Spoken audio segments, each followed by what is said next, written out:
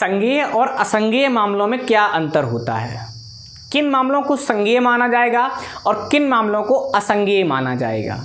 तो इस वीडियो में हम लोग इनके 4 बेसिक अंतर को जानेंगे, क्योंकि ये बहुत इम्पोर्टेंट है। बहुत से लोग LLB पूरा कर लेते हैं, उन्हें संज्ञेय और असंज्ञेय मामलों में क्या अंतर होता है पता ही नहीं चलता। तमाम जो APO और GDC के एग्ज़ाम्स होते हैं उनमें ये प्रश्न 100% आता ही आता है। इसका आपको इस प्रश्न से आपको सामना करना ही करना पड़ेगा। जब सामना ही करना पड़ेगा तो आज जान ही लेते हैं।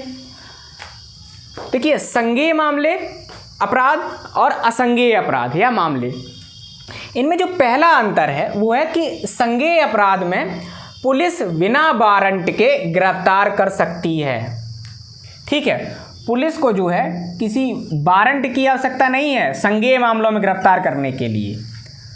तो इसका मतलब ये मामले बहुत खतरनाक होंगे।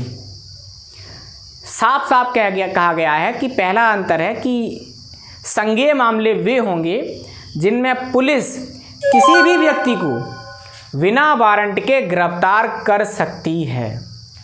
तो ठीक इसका उल्टा असंज्ञेय मामलों में ऐसा नहीं होता। असंज्ञेय मामलों में पुलिस ऐसा नहीं कर सकती। असंज्ञेय मामलों में सबसे पहले उसे वारंट दिखाना होगा, तब वो आपको गिरफ्तार कर सकती है। आपने फिल्मों में ज़रूर देखा होगा कि जब भी कोई मामला होता है, पुलिस किसी घर में तलाशी के लिए जाती है और वो घर किसी बड़े वकील साहब का होता है या किसी बड़े आदमी का होता है, पैसे वाले आदमी का, बिजनेसमैन का, तो पुलिस से ये सवाल ज़रूर पूछा जाता है कि आपके पास वारंट है क्या। तो सभी मामलों में वारंट की आवश्यकता नहीं होती है। कुछ मामलों में जो संज्ञेय हैं उनमें वारंट की आवश्यकता नहीं होती है, लेकिन फिल्मों में तो कुछ भी दिखाते रहते हैं।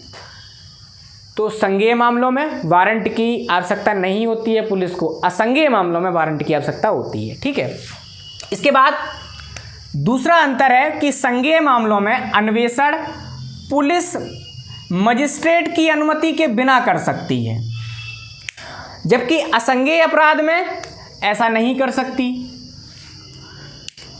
जब भी कोई मामला थाने में पहुंचता है और उसकी FIR दर्ज होती है तो फिर दूसरा प्रोसेस उसका चालू होता है अन्वेषण का, इन्वेस्टिगेशन का, कि मामला सही है या गलत है। उसके तथ्यों को, उससे संबंधित जो सबूत होते हैं, इन जो एविडेंस होते हैं, उनको इकट्ठा किया जाता है। और ये सारा काम पुलिस में ही एक पुलिस अधिकारी को नियुक्त किया जाता है, जिसे IO कहते हैं, इन्वेस्टिगेशन ऑफिसर।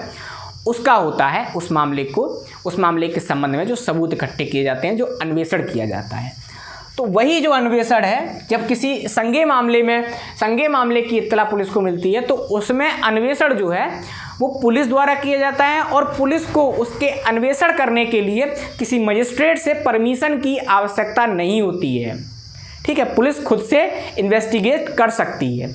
लेकिन अगर असंज्ञेय मामला है, कोई नॉन कॉग्निजेबल ऑफेंस है, तो उसमें पुलिस बिना मजिस्ट्रेट की अनुमति के, ठीक है, बिना मजिस्ट्रेट की अनुमति के अन्वेषण नहीं कर सकती। उसे अनुमति चाहिए रहती है। इसके बाद तीसरा अंतर है संज्ञेय अपराध की प्रकृति गंभीर होती है।